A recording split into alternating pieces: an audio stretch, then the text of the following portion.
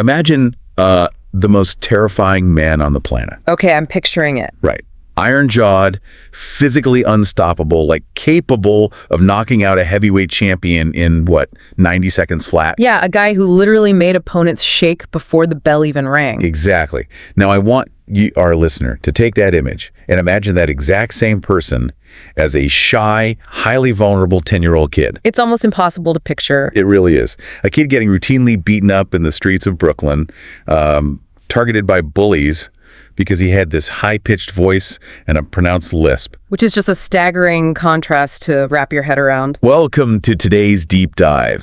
We have a custom-tailored journey just for you today, exploring the meteoric rise, the catastrophic falls, and the genuinely surreal reinventions of one of the most polarizing figures in sports history. Mike Tyson. Mike Tyson. And the distance between that frightened kid and the global icon he became is, it's vast. Yeah, and the path he took is anything but a straight line. Definitely not. Where? We're pulling our insights today from Timothy Watson's biography, Mike Tyson, the story about one of the greatest boxers to have ever lived. A great source.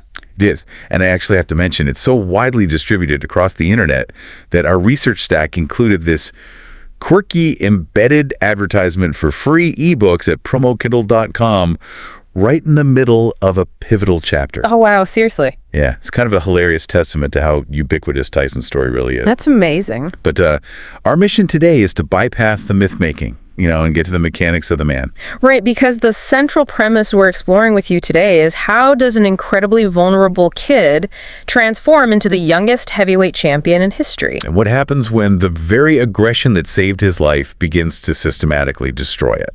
To understand that, you really have to look at the architecture of his survival. Right. The defense mechanisms he was forced to build as a child, well, they became the exact same mechanisms that fueled his adult downfall. Okay, let's unpack this early timeline, starting in Brooklyn. Let's do it. The biography paints a picture of intense instability from day one. The man on his birth certificate was Purcell Tyson, but the man he actually knew as his father, Jimmy Kirkpatrick, abandoned the family right around the time Tyson was born. Leaving his mother, Lorna, carrying this immense financial burden. Exactly. And by the time Tyson was 10, that strain forced the family to move from Bedford-Stuyvesant into an even more unforgiving environment in Brownsville. And that environmental shift, it really cannot be overstated. You have this shy kid already struggling with his speech, suddenly thrust into one of the most high-crime, aggressively territorial neighborhoods in the country. Yeah, and I want to push back against a narrative you hear constantly in sports media, this idea that Mike Tyson was simply, born bad. Oh, right, that he possessed some innate malice. Right. Looking at the reality of his childhood, his early street fighting wasn't a sport. It wasn't about athletic glory. It was survival. It was a literal evolutionary survival mechanism. He was an easy target, and he fought back. Because if he didn't violently fend off the older youths in these neighborhoods, he wouldn't survive the walk home. That is a crucial distinction. We are talking about reactive aggression that, out of sheer necessity, morphed into proactive aggression. Thank you, Zach. When your environment constantly threatens you, striking first becomes the only logical defense. But the scale of that escalation was rapid. By the time Tyson was just 13 years old, he had been arrested 38 times. Wait, I have to pause right there. 38 times. 38 times. By age 13. We usually look at the juvenile justice system as a one-way pipeline to prison, not a boxing academy.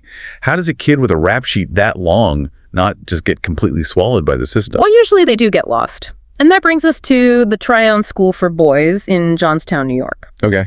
Typically, a juvenile detention facility of that era was purely punitive, but Tryon happened to employ a counselor named Bobby Stewart, who was also a former boxer. Okay. And Stewart didn't just see a violent kid with 38 arrests. He recognized the mechanics of what Tyson was doing. He saw raw, kinetic potential. Right.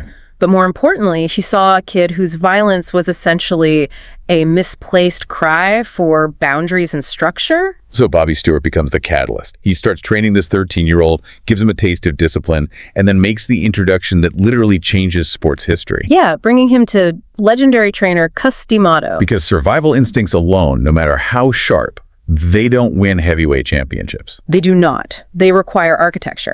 And Customato, along with trainer Kevin Rooney, provided that blueprint. And it went far beyond just training, right? Oh, absolutely. When Tyson's mother passed away when he was 16, D'Amato actually became his legal guardian. Wow. Yeah, they took this raw defensive anger, this trauma response, and painstakingly weaponized it into tactical genius. The speed of his ascent, once that architecture is in place, is what absolutely blows my mind. I mean, the sheer volume of his early professional career. The statistics honestly defy modern boxing logic.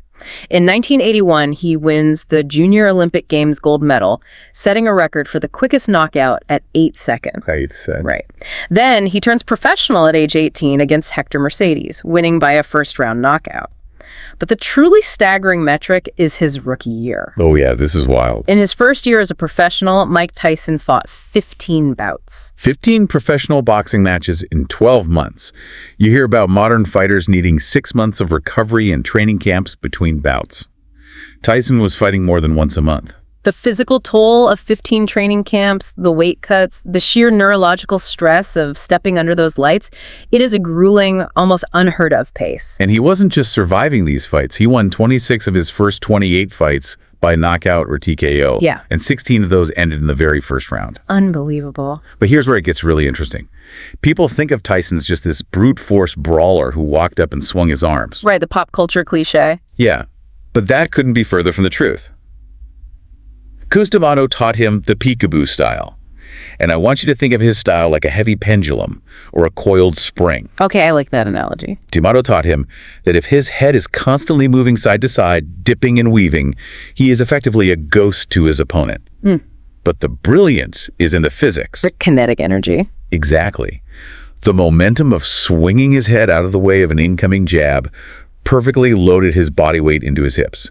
His defense literally powered his offense. It's incredible to watch. He would slip the punch, close the distance, and unleash a devastating sequence, usually a right hook to the body to drop the opponent's guard, instantly followed by a right uppercut to the chin, fueled by that pendulum momentum. Which famously shattered the nose of Jesse Ferguson in a nationally televised bout. Yes. What's fascinating here is that it is a masterclass in biomechanics. He possessed outstanding hand-eye coordination, timing, and defensive accuracy. He really did. And all of this architectural brilliance culminated on November 2010, 1986. By dismantling Trevor Berbick with a second-round TKO, Mike Tyson became the youngest heavyweight champion in boxing history. He was 20 years and 4 months old.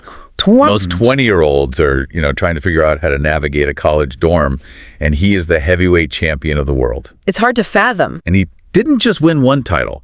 He went on to defeat James Smith, Pinklon Thomas, and Tony Tucker to unify the belts. Which is huge. For anyone who doesn't follow the granular details of boxing, why is unifying the IBF, WBC, and WBA belts such a monumental, nearly impossible task? Well, because boxing isn't a single league like the NFL or the NBA. It is highly fragmented. Right. To unify the belts means you aren't just the best in your specific lane. You have to cross into rival organizations, navigate immense cutthroat promotional politics, and systematically defeat every single top contender in the world. Until there's literally no one left to challenge your claim. Exactly. You have to beat the politics just as soundly as you beat the fighters. And he did it. He reached a cultural apex that transcended the sport entirely. I mean, Nintendo releases Mike Tyson's Punch-Out, selling over 1 million copies. Such a classic game. And then, at the end of 1988, he faces the undefeated lineal champion Michael Spinks.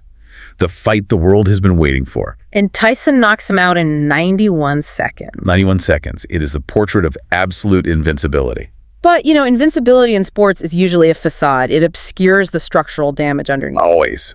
You don't topple a structure that strong from the outside. The foundation has to rot first. Which brings us to the psychological unraveling of Mike Tyson. Yeah. When you look at late 1988, you can trace a direct causal line to the collapse of his ring discipline. The timeline is very revealing. Following the death of Customato a few years prior, Tyson parts ways with his longtime trainer Kevin Rooney and manager Bill Caton in 1988. At the same time, his personal life is fracturing. Right, with his impending, highly publicized divorce from Robin Givens. So the mentors are gone. The protective armor is stripped away. Precisely. And without that psychological safety net, the physical discipline evaporates. The relentless conditioning regimens fell away. And the biomechanical brilliance of that peekaboo pendulum style. He abandoned it. Instead of slipping punches and creating angles, he started relying on his raw power, throwing single jabs and occasional combinations. He stopped moving his head. He stopped moving his head. And when you stop moving your head, Yeah. eventually someone is going to hit it. Inevitably. I want you, the listener, to put yourself in his shoes for a moment in 1990. You are in the Tokyo Dome facing Buster Douglas. Okay. You have knocked out virtually every human who has dared step into a ring with you. You are a global phenomenon. What happens to your mind the very first time an opponent hits you hard enough to put you flat on your back and you hear the referee counting to 10? In the 10th round, he is counted out. Ring Magazine dubbed it the upset of the year. Which is an understatement. Right. But if we connect this to the bigger picture, framing it as a mere upset or a lucky punch is intellectually dishonest. Totally agree. It was the mathematical result of a neglected foundation. Douglas fought a brilliant disciplined fight, utilizing a stiff jab to keep Tyson at bay. And Tyson, lacking the head movement that previously allowed him to close the distance, simply walked into the punches. He did. Hitting the canvas in Tokyo wasn't just a loss on a record. It was a glaring physical manifestation of a much darker, devastating fall happening outside the ropes. Yes. The loss of his title was rapidly eclipsed by intense legal battles. In July 1991, Tyson was arrested for the rape of 18-year-old Desiree Washington in Indiana. And the trial concluded on February 10th, 1992, with a conviction on the rape charge. He was sentenced to 6 years in prison and 4 years of probation, serving his time at the Indiana Youth Center. He ultimately served 3 years before being released in March 1995. It was during this incarceration that he converted to Islam, taking the name Malik Abdulaziz. So when he is released on conditional parole in 1995, the media immediately frames his return as the comeback. So what does this all mean? I really take issue with that word. Comeback. Yeah. Calling that era a comeback implies a return to form, right? A return to the peak. True. But looking closely at the events from the source material, it wasn't a comeback. It was pure, unadulterated chaos. I mean, yes, he knocks out Peter McNeely in 89 seconds. He physically regains the WBC and WBA titles. That the mindset was entirely different. Exactly. We need to talk about the concept of the ring as a sanctuary. For the early part of his life, the boxing ring was the only place he had rules, structure, and safety. And in this post-prison era, he loses the ring as a sanctuary. His behavior becomes totally unregulated. It's like a car driving 100 miles an hour with no steering wheel. The most glaring illustration of that is the rematch with Evander Holyfield on June 28, 1997. The infamous Sound and the Fury bout. Yeah. The fight is stopped in the 3rd round because Tyson literally bites a piece of Holyfield's ear off. The referee deducts points, the fight resumes, and incredibly, Tyson bites his other ear. He is disqualified. Now, Tyson later claimed this was retaliation for Holyfield headbutting him, which, is a common, often subtle tactic in inside fighting. Right. But this raises an important question about accountability and his reaction. Let's dig into that reaction. If we go back to the idea of protective aggression from his childhood, trauma creates armor. Yes. When the armor of Cus D'Amato and Kevin Rooney was removed, Tyson didn't lose his physical strength, but he entirely lost his psychological safety. That makes total sense. When Holyfield headbutted him, Tyson didn't respond like a disciplined athlete navigating a foul. He responded like the terrified, bullied kid in Brownsville. He reverted to street fighting tactics. Exactly. He was in survival mode, not sport mode. That is a profound way to look at it. The boundary between the sport and the street completely dissolved in his mind, and the consequences were severe. Oh, absolutely. The Nevada State Athletic Commission rescinded his boxing license, and he was fined $3 million. But the pattern of unregulated survival tactics didn't end there. Not at all. When he eventually gets his license back, he fights Francois Botha in 1999, and during a tie-up, tries to literally break Botha's arms. It's wild. He fights Lou Savarese, knocks him out in 39 seconds, but ignores the referee and keeps violently punching Savarese after the bell. And then he fights Andres Golota, wins, but the decision is overturned to a no contest because Tyson refused a pre-fight drug test and tested positive for marijuana. And amidst all of this, he serves another 9 months in jail for assaulting 2 motorists after a minor traffic accident. He was displaying the behavior of a man entirely out of sync with the boundaries of civil society. The biography notes how frequently he was cycling through courtrooms and jails during the supposed comeback. You can only operate in a state of chaotic survival for so long before the biological and financial bills come due. Right. Which leads us to the final, and frankly tragic, act of his athletic career. The decline in the ring became impossible to ignore. In 2002, he gets a shot at Lennox Lewis for the heavyweight championship. It was the highest-grossing pay-per-view event at the time. But Lewis methodically dismantles him, knocking him out in the 8th round. And you see a shift in Tyson here. Instead of rage, he is almost docile. He publicly praises Lewis for the victory. But his life is collapsing financially.